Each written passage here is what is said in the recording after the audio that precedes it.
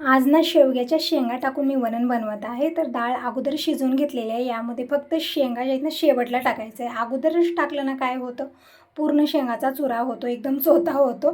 म्हणून शेंगा शेवटला टाकायचे. त्याने एक शिटी करून घ्यायची आहे. इकडे जी कढई ठेवलेली आहे त्यामध्ये रात्री मी तूप कढवलेलं होतं, तर थोडंसं पाणी टाकून मी गरम करून घेतलेलं आहे आणि ते पाणी मी गाळून वरणात टाकणार आहे. म्हणजे तूपही वेस्ट होणार नाही आणि वरणाला टेस्ट पण छान येईल. नाहीतरी मी शेरूलाच टाकत होते अगोदर, पण शेरू आजकाल घरी यायचं बंदच केलेलं आहे. मनात आल्यासारखं आहे, येत नाही, आलं तर काही खात नाही, असं त्याचं नखरे चाललेले आहेत. तर इकडे 3-4 शेवग्याच्या शेंगा मी चिरून साला अर्धवट काढून घेतलेल्या आहेत, पूर्ण काढायच्या नाही आहेत. आणि बाकीच्या शेंगा भाज्या सगळ्या मी तशाच ठेवले, सगळ्या मला निवडून ठेवायच्या आहेत. तर इथं फक्त 3-4 शेंगा मी वरणामध्ये टाकलेल्या आहेत, मोठे मोठे तुकडे करून, आणि एक शिटी देऊन घ्यायची आहे. एक शिटीमध्ये या शेंगा परफेक्ट शिजतात. आणि इकडे मी भातही बनत ठेवलेला आहे, पण कुकरला मी टोपण नंतर लावलेलं होतं. तर भातही बनलेला आहे, वरण पण बनलेलं आहे. आणि इकडे मी खूप सारे कांदे घेतलेले आहेत. तर कांदे चिरून घेऊया. आणि दुसरी कढई मी ठेवलेली आहे गॅसवरती गरम होण्यासाठी. टमॅटो, हिरवी मिरची, कांदा, कोथिंबीर हे सगळं मी इकडे घेतलेलं आहे. जोपर्यंत कढई गरम होत आहे तोपर्यंत सगळ्या भाज्या मी काढलेल्या आहेत. आणि आता रवा भाजून घेते, म्हणजे आज बनणार आहे उपमा. आजचा वार रविवार आहे, ह्यांचा उपवास असतो. उपवास म्हणजे असा असतो की तुम्ही म्हणताही ताई रविवारच्या उपवासाला पोहे चालतात का, सुशाला चालतो का, उपमा चालतो का? तर हो, रविवारी खात असतात. गुरुवार किंवा एकादशीच्या उपवासाला काही चालत नाही, अजिबात काही घेत नाहीत. गुरुवारी तर तुम्ही बघत असता फक्त फ्रूटवरती आमचा उपवास असतो आणि रात्रीच आम्ही जेवण करतो. तर इकडे मी रवा भाजत ठेवलेला आहे. रव्यामध्ये 1-2 किडे दिसत होते, म्हणजे रवा आणल्यानंतर भाजून ठेवायचं, म्हणजे हलकंसं गरम करून ठेवलं ना यामध्ये किडे वगैरे होत नाही. कितीही दिवस रवा ठेवून यूज करू शकतो, अजिबात किडे वगैरे, जाळ्या वगैरे काहीच होत नाही. पण यावेळेस मला झालंच नाही, असंच डब्यात मी भरून ठेवलेलं होतं, त्यामुळे रवा खराब झालेला आहे. तर दुपारी मी ते सगळं नीटनेटकं करून थोडंसं गरम करून ठेवणार आहे. तर इकडे रवा मी भाजत ठेवलेला आहे. आणि तोपर्यंत हिरवी मिरची, कांदा सगळं चिरून घ्यायच्या नादामध्ये रवा थोडासा करपलेला होता, कारण ही कढई जी आहे ना एकदम पातळ आहे बुडाला, त्यामुळेच थोडासा रवा करपायला लागलेला होता. नाहीतर जाड तळाची तडई नाही, कढई, घाई गडबडीत काय काय बोलते ना. तर जाड बुडाची जर कढई आपण घेतली किंवा लोखंडी तवा घेतला तरी पण रवा एकदम परफेक्ट भाजला जातो. तर इकडे बघू शकता थोडासा रवा करपलेला आहे. तर छान मी परतून घेतलेला आहे. जे करपलेला रवा आहे ना ते सगळं मी घोळून काढणार आहे सुपामध्ये घेऊन. तर थोडंसं मी थंड होण्यासाठी ठेवलेले, गॅस बंद करून. तोपर्यंत कांदा, हिरवी मिरची सगळं मी इकडे बारीक चिरून घेतलेले, आणि कांदे थोडेसे मी जास्त घेतलेले. जेव्हाही पोहे किंवा उपमा असा नाश्ता बनतो ना त्यामध्ये कांदा थोडासा जास्त घातला ना खूप छान लागतो उपमा, एकदम टेस्टी. तर इकडे एक टमॅटोही मी चिरून घेतलेला आहे. तोपर्यंत दूध आलं, तर दूध मी अगोदर गरम करायला ठेवते. तसं तरी आज दूध यायला थोडासा लेट झालेला आहे, आणि गरमीमुळे दूध खराब पण होतं. तर इकडे मी दूध अगोदर गाळून गरम करायला ठेवलेला आहे. आणि रवा आहे ना छान गार झालेला आहे. तर आता छान घोळून जे हे करपलेला रवा आहे ना सगळा समोर येत आहे, बघू शकता. तर एकदम सोपी पद्धत आहे ना, म्हणजे करपला असला रवा तरी पण आपण अशा पद्धतीनं थोडंसं सुपामध्ये घोळलं ना समोर येतं ते, म्हणजे एकदम हलकं होतं ना त्यामुळे समोर येतं. तिकडा सगळा करपलेला रवा मी काढून घेतलेला आहे, आणि बाकीची पूर्ण तयारी झालेली आहे. तर आता पटकन मी उपमा बनवून घेते. जी पातळ कढई होती ना, म्हणजे पातळ बुडाची, ती साईडला ठेवलेली आहे. त्यामध्ये मी उपमाही बनवणार नाही, कारण परफेक्ट होणार नाही, ते सगळं करपायला लागलेलं आहे. फोडणी बनवली ती पण करपते, म्हणून मी इकडे दुसरी कढई गरम करायला ठेवलेली आहे. आणि यामध्ये घेतलेलं आहे मी 2 चमचे तेल, अर्धा चमचा मोहरी टाकलेली आहे, आणि अर्धा चमचा जिरं. आणि आता टाकूया सगळेच कांदे, म्हणजे खूप सारे कांदे मी चिरलेले होते. कांदे आणि हिरवी मिरची टाकलेली आहे, संग कढीपत्ता, कोथिंबीर, आणि थोडेसे म्हणजे डाळवं टाकलेले. शेंगदाणे पण घेतलेले होते, पण शेंगदाणे नंतर टाकल्यानं काय होतं, त्याचा कच्चेपणा जात नाही आणि खाण्यासाठी ते तितकं म्हणजे मजा येत नाही. शेंगदाणे जर टाकायचे असले ना, जिरं मोहरी टाकल्यानंतर अगोदर टाकायचे, म्हणजे शेंगदाणे छान तळल्यानंतर बाकीच्या भाज्या टाकायच्या आहेत. पण मी विसरले, डबे घेतलेले होते पण राहूनच गेलं ते. नंतर मी डाळवं टाकलेलं आहे, परतून घेतलं. फोडणी छान बनल्यानंतर थोडीशी हळदी पावडर टाकलेली आहे, आणि पाणी टाकलेली खूप सारं. आणि चवीपुरतं मीठ टाकून या पाण्याला एक उकळीचा वेट केला, तर पाण्याला उकळी आलेली आहे. आता टाकूया यामध्ये भाजलेला रवा. यामध्ये हळदी पावडरही टाकत नाहीत, म्हणजे उपमा एकदम पांढरा शुभ्र बनवतात, आणि त्यासोबत एक वेगळी चटणी बनली जाते. पण मी अशाच पद्धतीने उपमा बनवते, मला खूप आवडतो असा उपमा. कलरफुल छान दिसतो ना, खाण्यासाठी टेस्टी पण खूप असतो.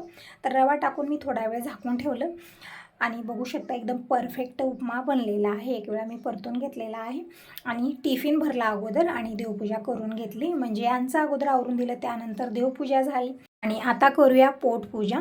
तर मस्त असा उपमा बनलेला आहे, पण थोडासा गार झाला आहे सगळं करण्याच्या नादामध्ये. तसं तर तुम्ही बघत असता चहा पण मला कधीच गरम भेटत नाही, कारण सकाळी कामाची इतकी धावपळ असते, सगळ्यांचं आवरायचं असतं, घरची कामं आवरायची असतात छोटी मोठी, मग त्यानंतर जे वेळ असतो ना ते आपला असतो.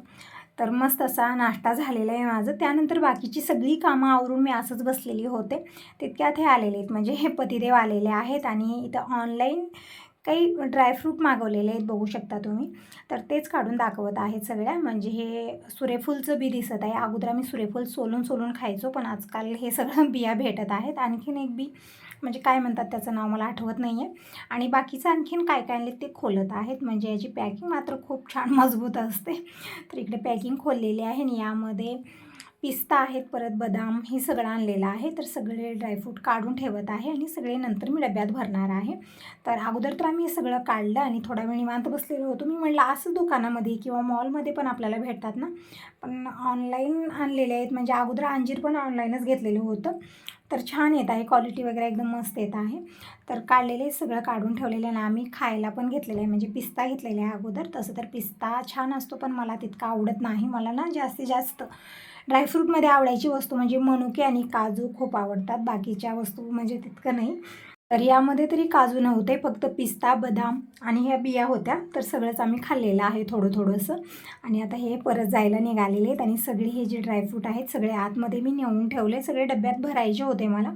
तर तितक्यात बाबा आलेले आहेत, बघू शकता तुम्ही. खूप दिवस झालं बाबा देवाला गेलेत, म्हणजे पायी यात्रा सुरू होती यांची.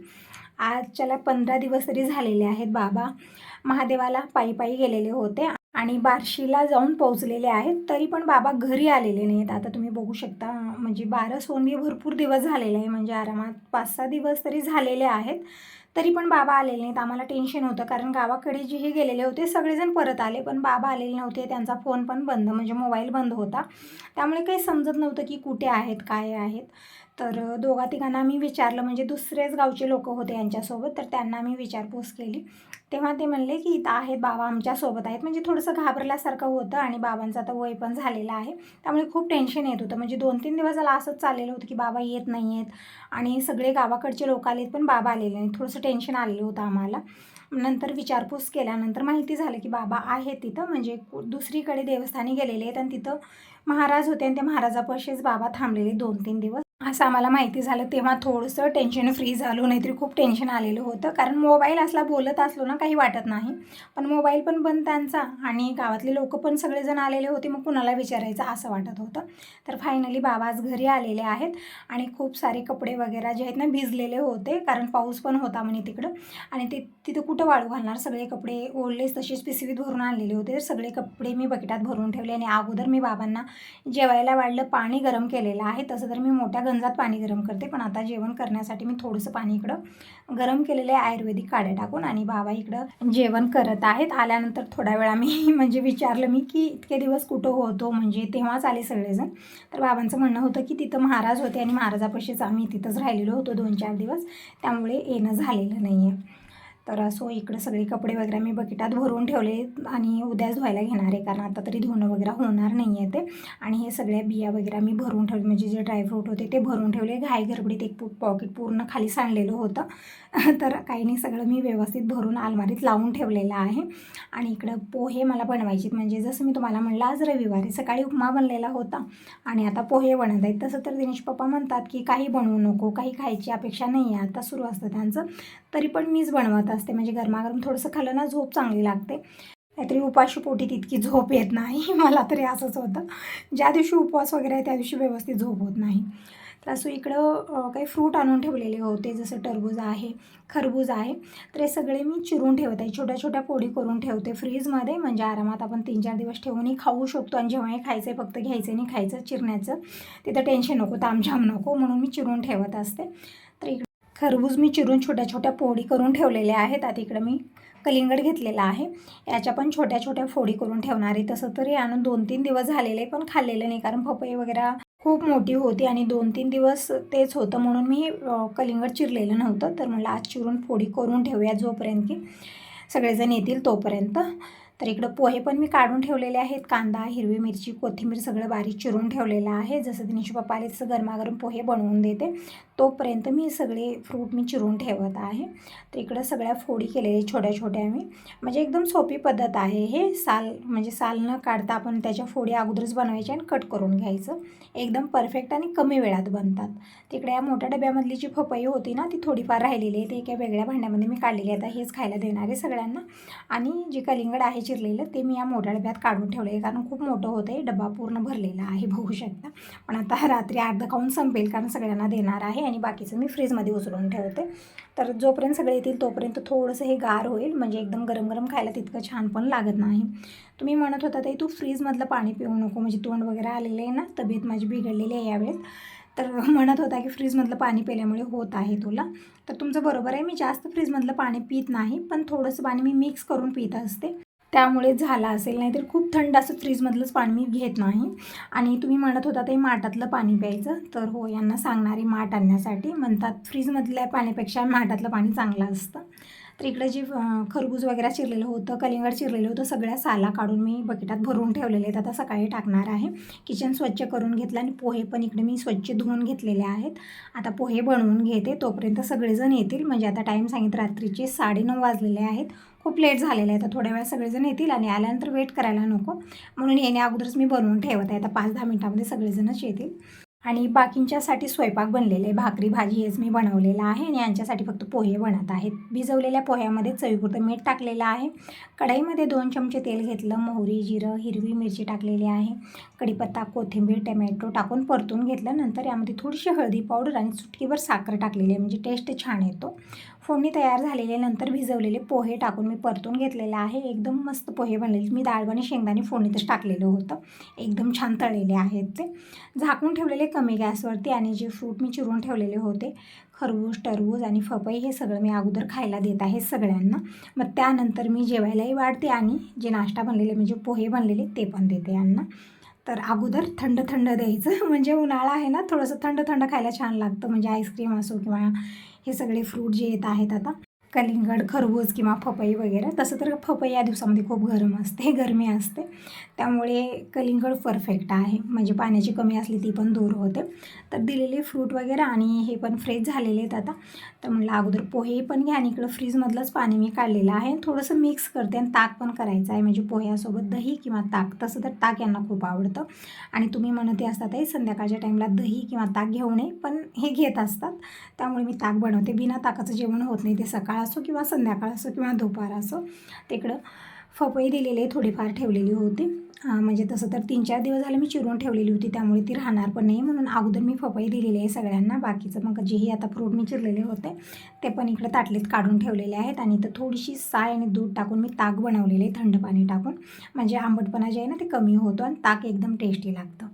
तर झालेलं आहे. ते देवाचे दर्शन वगैरे घेत आहेत, तोपर्यंत मी सगळ्यांना जेवायला वाढते. यांच्यासाठी पोहे आणि फ्रूट वगैरे काढून ठेवलेले बाबांना, आणि जे गॅरेजमध्ये कामाला मुलगा आहे त्याला पण दिलेला आहे. सगळेजण खात आहे, सगळ्यांचं खाणंपिणं सुरू झालेले. आता यांना पण देते. यांचं म्हणणं होतं फक्त हे फ्रूटच भरपूर झाले होते, पोहे का बनवलं, तर असंच म्हणत असतात दररोज. तरी पण मी बनवते, कारण मला वाटतं की उपाशी झोपू नये, म्हणून मी गरमागरम बनवत असते. तर हाच होता आजचा छोटासा व्हिडिओ. आवडला तर लाईक करा, पहिल्यांदा बघत असाल तर चॅनलला सबस्क्राईब करा. Bye bye, take care.